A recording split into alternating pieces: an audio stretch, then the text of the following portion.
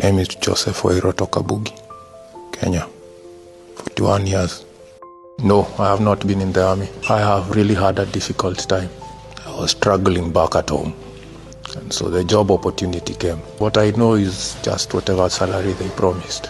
So way later, people responded of a job. The message went through like news. So it is a friend, tell a friend. And so that's the way the information got to me.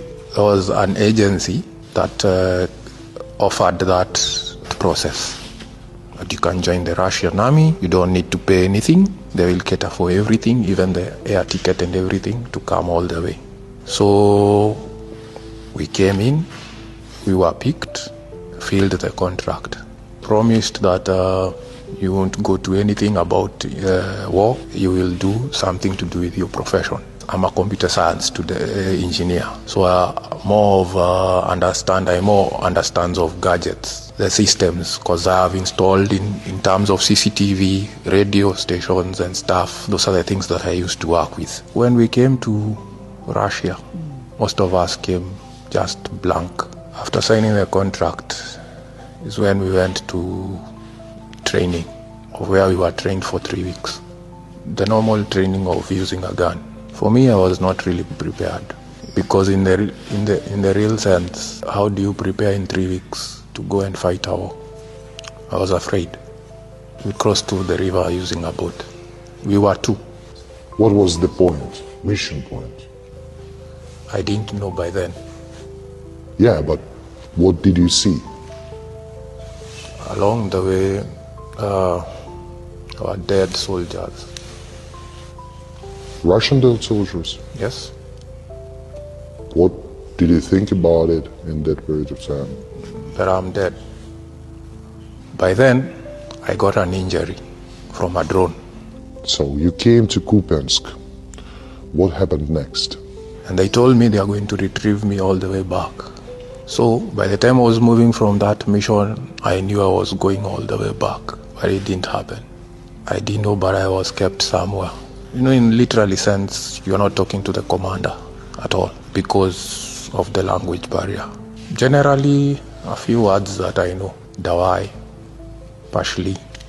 The days passed, then the war became sort of like active. Around February 14th, we got the second drone attack. So we ran for our lives to another dome.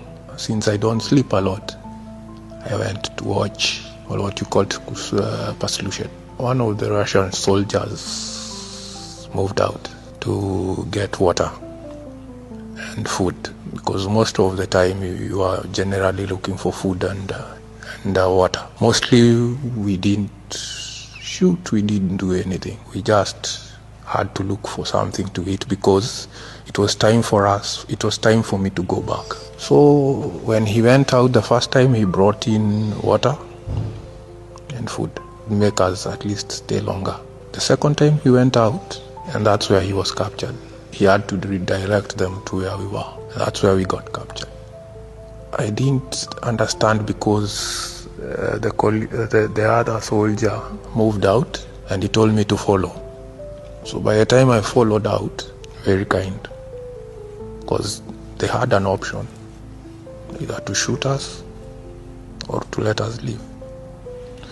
Another thing, they had an option of not giving us food, but they did. I was cold, because you know Africa is nothing about winter.